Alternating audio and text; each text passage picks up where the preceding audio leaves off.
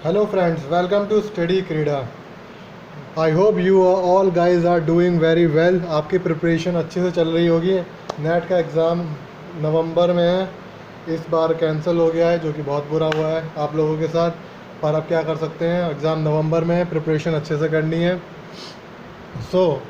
हमने अब तक क्या कर लिया है, हमने अब तक जॉब एनालिसिस तक कंप्लीट कर लिया है। आज कोशिश करेंगे जॉब एवेल्यूएशन और रिक्रूटमेंट एंड सिलेक्शन कंप्लीट कर लें।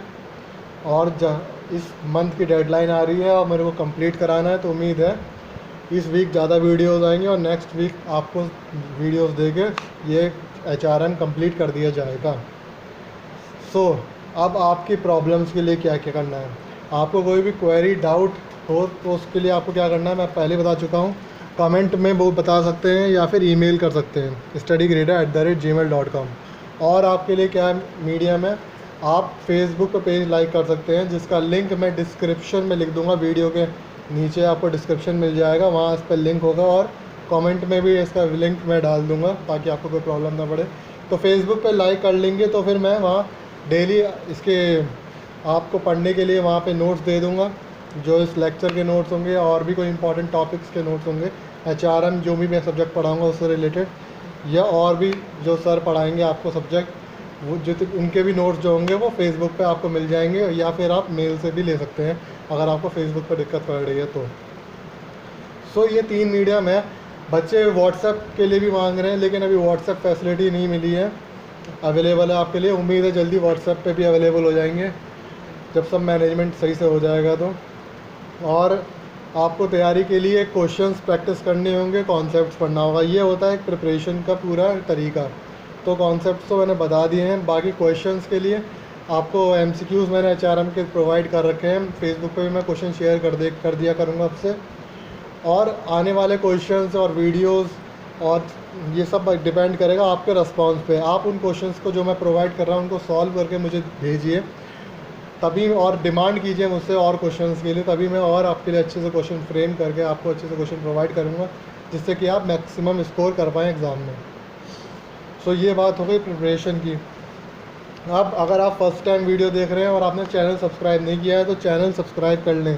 सब्सक्राइब का बटन वीडियो के नीचे होगा और वो कुछ इस टाइप का होगा, तो वहाँ आप क्लिक कर लेना, सब्सक्राइब हो जाएगा चैनल। इससे क्या होगा, इससे आपको रेगुलर अपडेट्स मिल जाएंगी वीडियोस की। जब भी कोई वीडियोस UGC नेट या स्टडी ग्रेड अपना वीडियो डालेगा तो आपको पता चल जाएगा। और भी कोई सजेशन होता है तो भी यही मीडियम है, ईमेल और कमेंट सेक्शन में आप बता सकते हैं अपनी कोई प्रॉब्लम हो। आई होप मैंने, हाँ, नेक्स्ट सब्जेक्ट के लिए जो आप पढ़ना चाह रहे हैं उसकी जो डिमांड आई है वो आई है marketing management, business management, paper 1। इन सब्जेक्ट्स की डिमांड है। अगर आपको और भी अभी बताना है तो बता दीजिए, क्योंकि इनमें से कोई सब्जेक्ट जुलाई में शुरू होगा। उम्मीद है कि मार्केटिंग मैनेजमेंट पे कंसीडर किया जा रहा है, क्योंकि बहुत बच्चे मार्केटिंग मैनेजमेंट को बोल रहे हैं। अगर आपको और भी अपनी कोई डिमांड करनी तो जल्दी से बता दीजिए, वही सब्जेक्ट की क्लास आपको जुलाई से मिल जाएगी। अभी तक लग रहा है मार्केटिंग मैनेजमेंट की क्लास शुरू होने की प्रिपरेशन हो रही है यहाँ पे। अपनी कोई भी डिमांड का आप बता सकते हैं। ये स्टडी ग्रेडर चैनल आपकी डिमांड के अकॉर्डिंग ही काम करेगा आगे। आज हमें क्या पढ़ना है, आज हमें पढ़ना है जॉब एवेल्यूएशन। चलो स्टार्ट करते हैं जॉब एवेल्यूएशन पे डिस्कशन।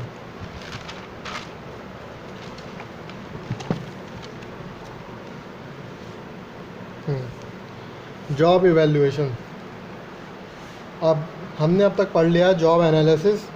आई होप आपको सब क्लियर दिख रहा है। हमने अब तक पढ़ लिया जॉब एनालिसिस, जिसमें हमने पढ़ा है job description and job specification. Job description होता है किसी भी जॉब के डिटेल्स उसमें होती है कि जॉब का नेचर क्या है, जॉब की लोकेशन क्या है, क्या टूल्स यूज़ होंगे। तो जॉब से रिलेटेड जो भी इंफॉर्मेशन होगी वो जॉब डिस्क्रिप्शन में होगी, ठीक है। अब जॉब को जो परफॉर्म करेगा उसमें क्या क्या रिक्वायरमेंट्स होनी चाहिए वो होती हैं जॉब स्पेसिफिकेशन में। तो जॉब इवैल्यूएशन क्या हुआ, job evaluation is also a part of job analysis. इसको रोल एनालिसिस भी बोलते हैं। इसमें क्या होता है, इसमें हम जॉब की वर्थ पता करते हैं। इस वर्थ पता करने से क्या होता है, आपका पे स्केल डिटरमाइन होता है। जहाँ भी क्वेश्चन में पूछा जाए कि कौन सा वो मेथड होता है, कौन सा वो तरीका होता है जिससे कि किसी जॉब की एक्चुअल वर्थ पता चलती है, तो वो है जॉब इवैल्यूएशन। अब एक बार इसकी डेफिनेशन रीड कर लेते हैं। सो डेफिनेशन बोलती है जॉब इवेल्यूएशन में be defined simply as an attempt to determine and compare the demand with the which the normal performance of a particular jobs makes on normal workers without taking into account of the individual abilities और performance of the workers concern. ये definition जो दी है वो ILO ने दी है। सो एक जो इंपॉर्टेंट डेफिनेशन होती है इन पे एक बार देख लेना बहुत ज़रूरी होता है, क्योंकि ILO is a big institution जिन्होंने इसकी डेफिनेशन दी है। तो एग्ज़ाम में ये डेफिनेशन पूछी जा सकती है और पूछा जाएगा कि ये डेफिनेशन किसने दी है, तो वहाँ आपको आंसर मार्क करना पड़ सकता है कि ILO।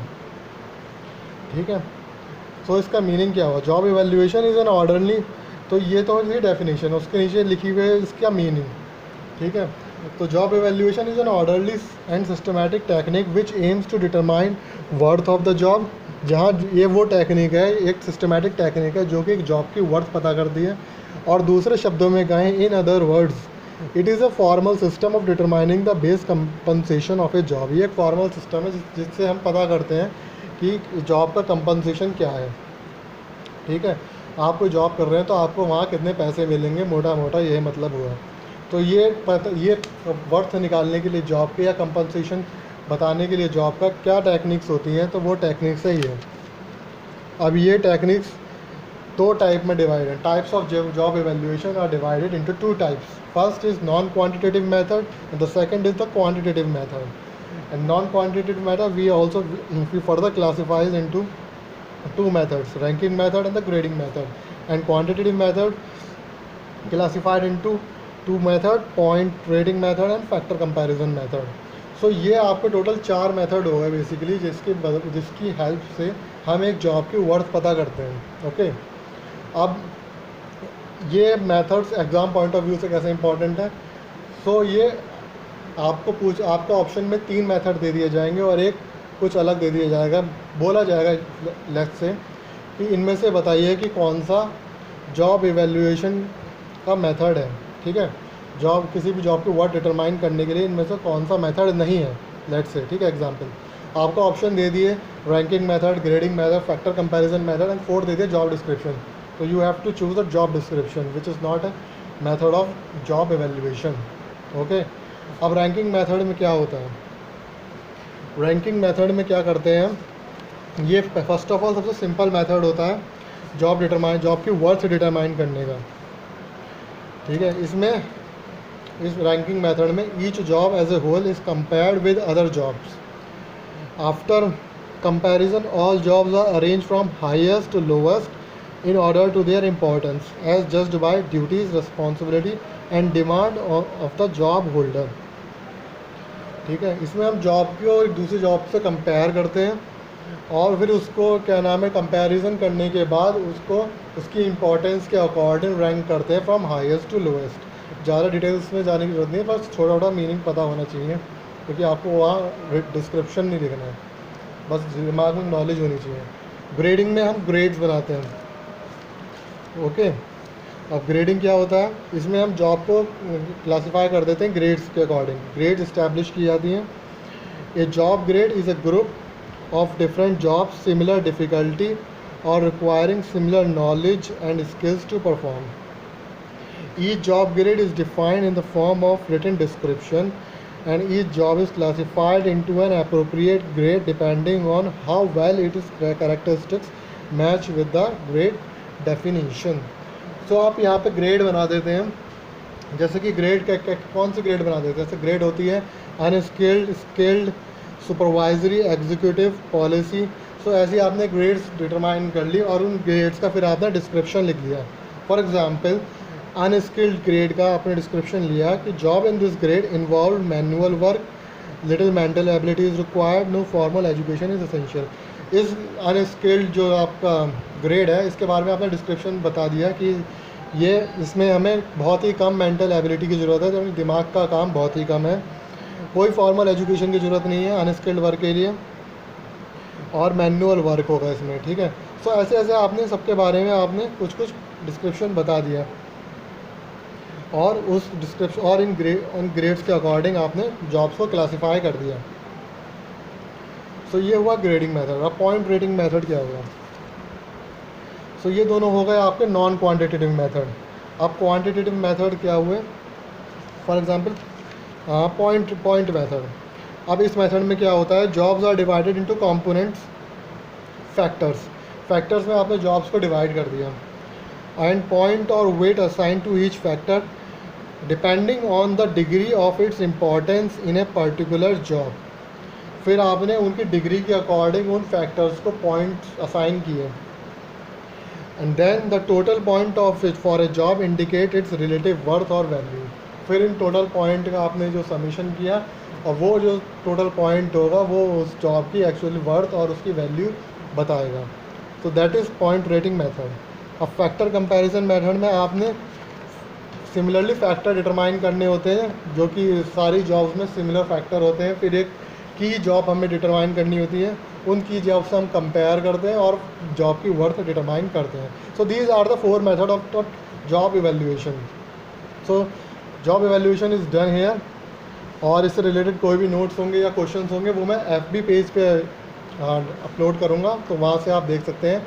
पेज लाइक कर लेना। अगेन मैं बता रहा हूँ कि डिस्क्रिप्शन में या फिर कमेंट सेक्शन में आपको इसका लिंक दिख जाएगा फेसबुक पेज का, ठीक है।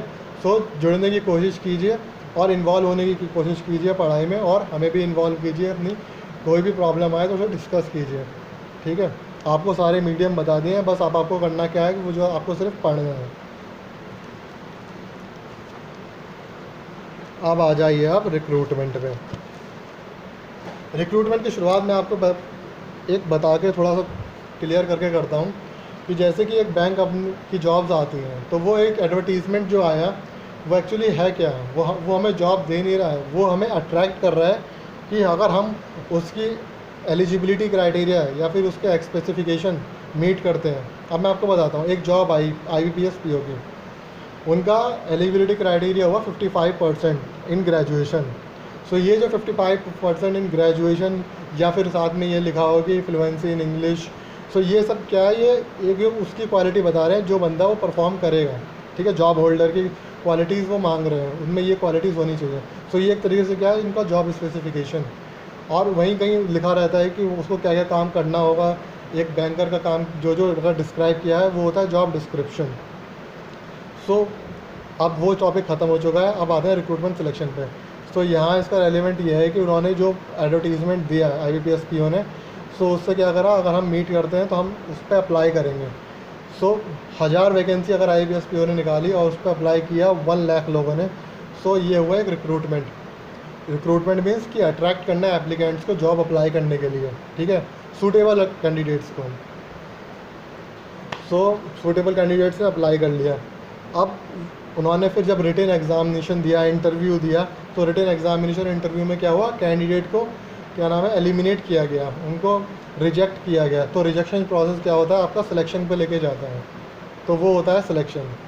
सो थोड़ा सा आपको यहाँ पे थोड़ा सा क्लियर हुआ होगा कि what is recruitment and what is selection. So recruitment और सिलेक्शन को आप थोड़ा सा पढ़ लेते हैं कि है क्या।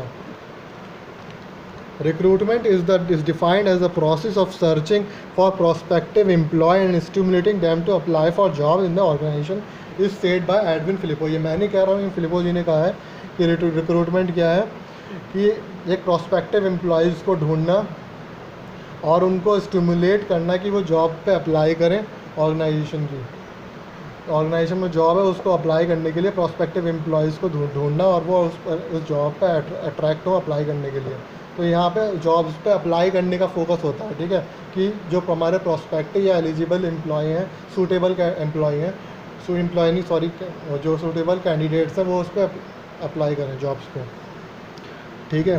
तो यहाँ अप्लाई करने पे फोकस होता है। सो ये क्या हुआ, एक तरीके से फर्स्ट स्टेज ऑफ अपॉइंटमेंट हुआ, and it is a continuous process. It is a tool for inspiration to the eligible person who is able for job.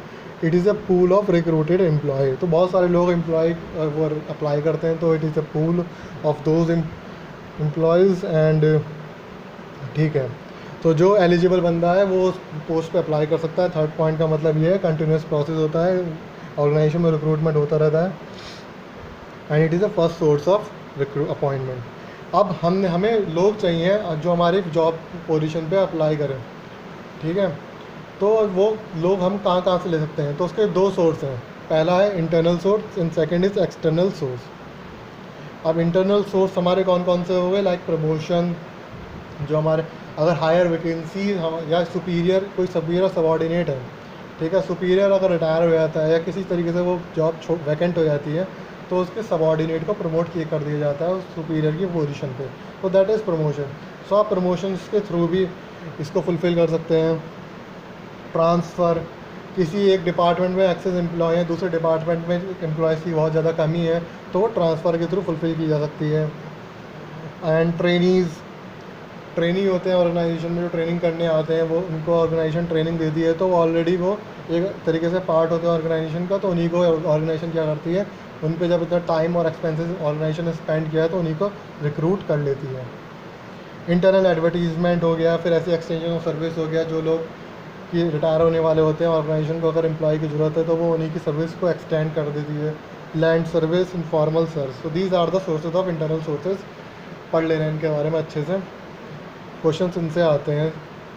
External sources like employment exchange, private employment agency, recommendation, advertisement, educational institute, public service commission, professional training institute, ex serviceman, appointment of the dependent of deceased employ.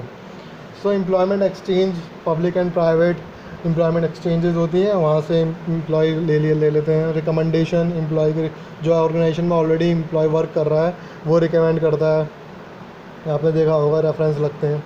Advertisement के through जो newspapers में आते हैं, TV में आते हैं। Education institute, campus recruitment जो होते हैं। पब्लिक सर्विस कमीशन जो एग्ज़ाम कराते हैं आपके IAS PCS इस तरीके के। Professional training institute, ex serviceman, appointment of the dependent of the deceased employ.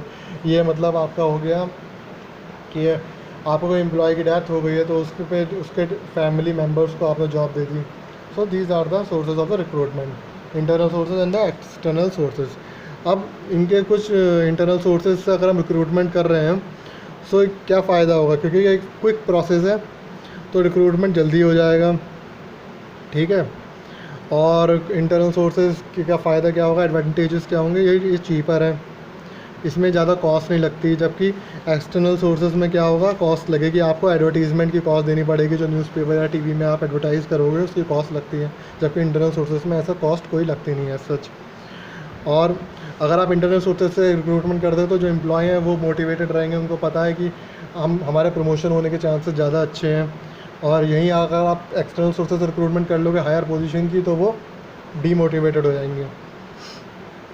यहाँ पर चॉइस लिमिटेड होती है, वहाँ क्या होता है, चॉइस अनलिमिटेड होती है। हम फ्रेश टैलेंट ऑर्गेनाइजेशन में लेके आते हैं, न्यू आइडियाज़ ऑर्गेनाइजेशन में आते हैं अगर हम एक्सटर्नल सोर्सेज से रिक्रूटमेंट करते हैं तो।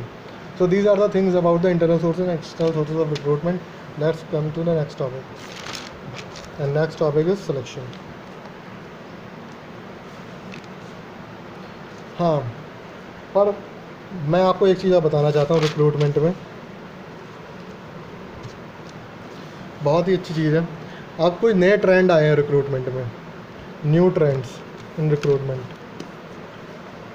एक मिनट, हाँ, तो न्यू ट्रेंड्स आए हैं, तो वो न्यू ट्रेंड कौन कौन से रीसेंट ट्रेंड आए मुझे नहीं पता कि इनसे क्वेश्चन आते हैं नहीं आते, लेकिन मैंने पढ़ा था तो फिर मैं सोच सकता हूँ कि आपको मैं डिस्कस कर लूँ इनसे। अगर आ गया तो अच्छी बात है, वैसे भी अगर अभी पढ़ रहे हैं तो आपको लिए इम्पॉर्टेंट होगा, नॉलेज कहीं से भी है अच्छी होती है।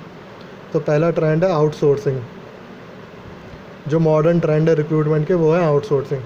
अब आउटसोर्सिंग से भी हम रिक्रूटमेंट कर सकते हैं, हमें अगर एम्प्लॉय चाहिए तो हम आउटसोर्स भी कर सकते हैं। आउटसोर्स कौन करते हैं, आउटसोर्स मतलब कि किसी बाहर की ऑर्गेनाइजेशन से हमने एम्प्लॉय हायर कर ली है, उनसे ले लिए। सो ये ऐसा हम कब करते हैं, जनरली ऑर्गेनाइजेशन आउटसोर्स करती है हमारे सिक्योरिटी जो भी एजेंसी सिक्योरिटी एजेंसी है वहाँ से सिक्योरिटी पर्सनल हायर कर लेती हैं, या फिर ऑर्गेनाइजेशन को अगर कंप्यूटर प्रोफेशनल चाहिए तो किसी कंप्यूटर फर्म से हायर कर लेती है, और या फिर अगर अकाउंटेंट चाहिए तो अकाउंटेंसी फर्म से हायर कर लेती है। तो इस तरीके से वो आउटसोर्सिंग करती है। सो जो पर्सनल जो एम्प्लॉय आते हैं आउटसोर्सिंग एजेंसीज़ के थ्रू, वो एक्चुअली अपनी एजेंसीज़ के लिए ही काम कर रहे होते हैं। जब वो का पर्पस पूरा हो जाता है तो वापस अपनी एजेंसीज़ के लिए ही चले जाते हैं, वो परमानेंट एम्प्लॉय नहीं होते ऑर्गेनाइजेशन के। सो ये छोटी मोटी बातें हैं आउटसोर्सिंग के बारे में, आपको पता होनी चाहिए थी। अगला आता है पोचिंग और रेडिंग। अगले ट्रेंड को बोलते हैं पोचिंग या रेडिंग, ठीक है। Poaching means employing a competent and experienced person already working with another reputed company which might be a rival in the industries. Poaching raiding मतलब दूसरी आपके कॉम्पिटिटर के पास कोई बहुत बढ़िया टैलेंटेड पर्सनल है, उसको आपने हायर कर लिया। फॉर एग्जांपल अगर गूगल में सुंदर पिचाई बहुत अच्छा काम कर रहे हैं तो गूगल के कॉम्पिटिटर याहू उसे अपना हायर कर लें अच्छा अट्रैक्टिव पैकेज देके, तो ये एक तरीके से पोचिंग और रेडिंग हो गया। फिर भी आपको और छोटा एग्जांपल देता हूँ, बहुत बड़ा एग्जांपल हो गया, प्रैक्टिकली इतना पॉसिबल नहीं है। पोचिंग और रेडिंग के बारे में, a company can attract talent from another firm by offering attractive pay package और अदर टर्म्स एंड कंडीशन।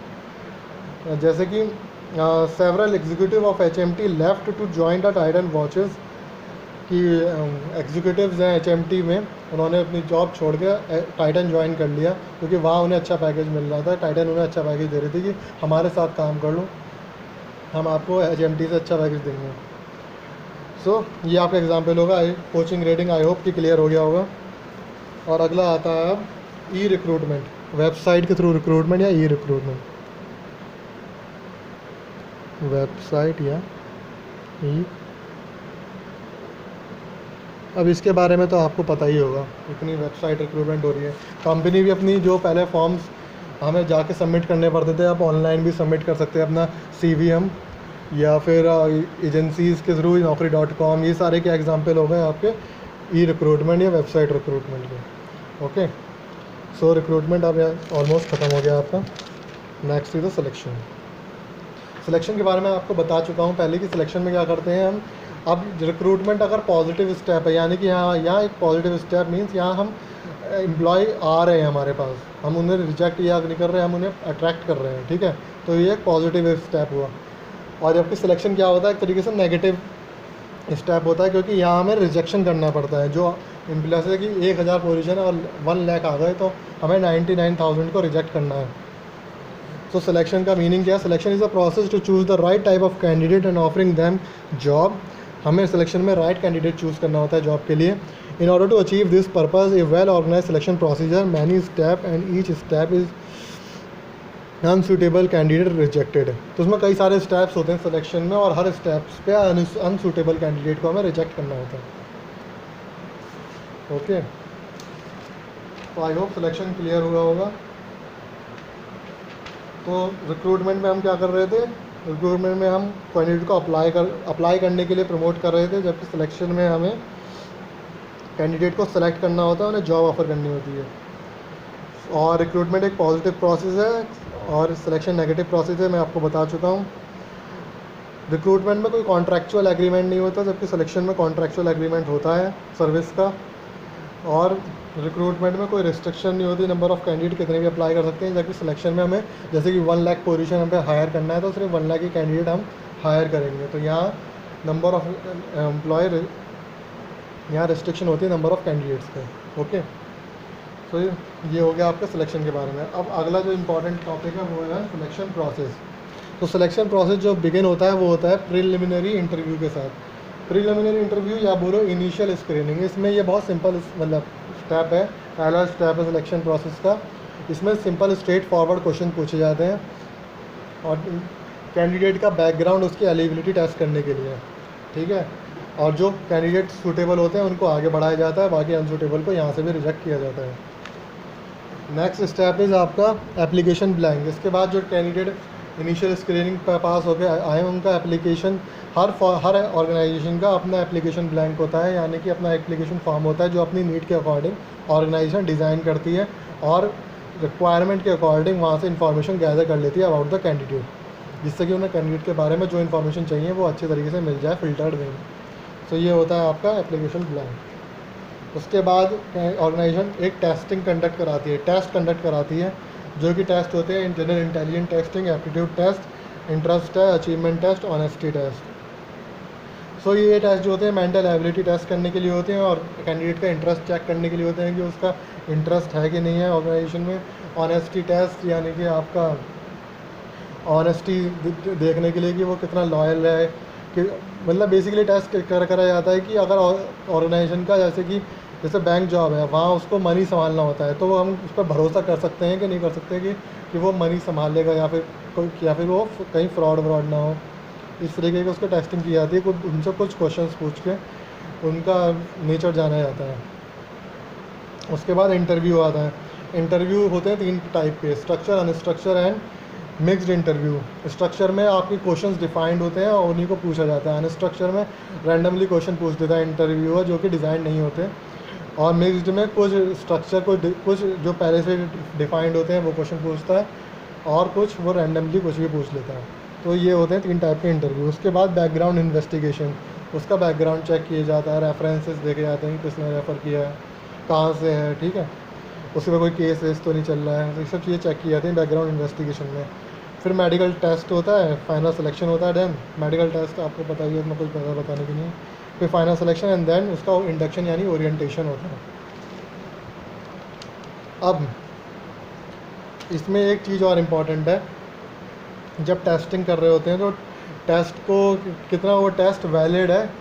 एक टेस्ट क्या होना चाहिए, एक टेस्ट में जो चीज़ होनी चाहिए वो होनी चाहिए रिलायबल हो, ऑब्जेक्टिव हो, वैलिड हो। सो वैलिडिटी के कुछ क्राइटेरिया होते हैं, कभी कभी एग्ज़ाम में पूछ लिया जाता है, इसलिए मैंने इन्हें अलग से लिखा हुआ है कि वैलिडिटी क्राइटेरिया क्या है। अब पहला आता है criteria related validity. It is determined by comparing the score on selection test to some aspect of the job performance. A close relationship between the score and the test and the job performance suggests the test is valid।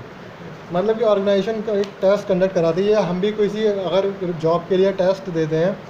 मान लो कि मैं अगर bank का ही example लेता हूँ again, कि मैं एक बैंक का जॉब टेस्ट दे के उसे पास करके मैं बैंक पीओ बन गया।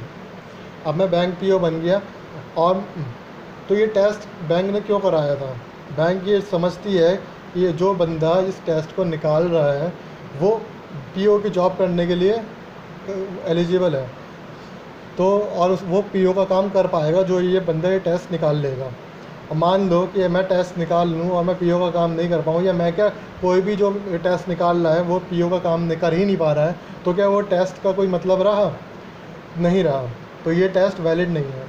पर अगर मैं पीओ का जो भी बंदा जो एग्ज़ाम निकाल रहा है पीओ का, वो पीओ का काम कर पा रहा है, तो यानी कि वो टेस्ट वैलिड है।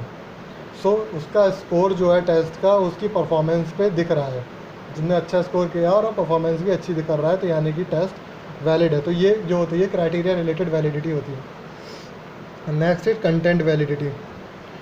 Content validity means it is a test validation method whereby a person perform certain task that are actually required by the job और complete a paper pencil test that measure relevant job performance. ये इसमें क्या होता है कि हम वो ऐसा कुछ टास्क परफॉर्म करता है जो कि जॉब में परफॉर्मेंस पे अफेक्ट डालते हैं। मतलब अगर वो टास्क कर पा रहा है तो यानी कि वो जॉब अच्छे से कर सकता है। It is a test validation method whereby person performance certain task that are actually required by the job और complete a paper pencil test that measure relevant job. या फिर वो या तो करके दिखाएगा वो चीज़ है जो जॉब में रिक्वायर्ड है, या फिर वो पेपर पेंसिल टेस्ट उसका इस तरह का डिज़ाइन होगा जो कि जॉब से रिलेटेड होगा और उसमें अच्छा स्कोर कर रहा है, तो यानी कि वो जॉब को अच्छे से परफॉर्म कर सकता है। तो ये हुआ content validity. Construct validity, it is a test validation method to determine whether a test measure certain traits और quality that are important in performing the job. ये कौन सा सॉरी कंस्ट्रक्ट वैलिडिटी यानी कि ये मेज़र करता है वो ट्रेट्स जो कि जॉब्स में रिक्वायर्ड होती हैं, कि कैंडिडेट के अंदर वो ट्रेट्स है कि नहीं जो कि जॉब परफॉर्म करने के लिए एसेंशियल है। सो उसको मेज़र करता कंटेंट कंस्ट्रक्ट वैलिडिटी। सो ये तीनों वैलिडिटी क्लियर हो गई। Next topic is induction orientation. So induction orientation means कि आपको मैं ब्रीफ में बता देता हूँ फटाफट इसे, इसको नेक्स्ट टाइम अच्छे से डिस्कस करूँगा क्योंकि टाइम बहुत ज़्यादा हो गया है। सो इंडक्शन ओरिएंटेशन मीन्स अब एम्प्लॉय सेलेक्ट हो गया ऑर्गेनाइजेशन में, अब उसका ओरिएंटेशन करना पड़ता है। ओरिएंटेशन मीन्स उसको ऑर्गेनाइजेशन के rules and regulation, values, objective, mission statement, इन सब के बारे में बताना पड़ता है। उसका कहाँ क्या रोल होगा, कहाँ उसे जॉब परफॉर्म करनी पड़ेगी, कौन कौन से उसको मटेरियल यूज़ करने पड़ेंगे जॉब्स को सक्सेसफुली परफॉर्म करने के लिए, कौन उसके सुपरवाइज़र होगा, कौन का सबॉर्डिनेट होगा। तो इन सब चीज़ों को एम्प्लॉय जब सेलेक्ट हो जाता है उसको ओरिएंटेशन में बताया जाता है। So that's all about the orientation. इसको और एक बार और अच्छे से डिस्कस कर लूँगा नेक्स्ट क्लास में क्योंकि टाइम बहुत ज़्यादा हो गया है आज। सो यहीं ख़त्म करते हैं। एक बार फिर बोलता हूँ, अगर आपको वीडियो फ़ायदा कर रहा है तो लाइक करना मत भूलिए। लाइक अगर आप करते हो तो आप अप्रिसिएशन मुझे दिखा रहे हो, और मैं इससे मोटिवेट होता हूँ आपके लिए, और जल्दी से जल्दी अच्छे से अच्छे वीडियो बनाने की कोशिश करूँगा। तो लाइक अगर पसंद आता है तो लाइक ज़रूर, अपना जो अप्रिसिएशन है वो लाइक्स में दिखा सकते हैं। नहीं पसंद आया तो डिसलाइक भी कर लीजिए, उसमें कोई दिक्कत नहीं है मेरे को।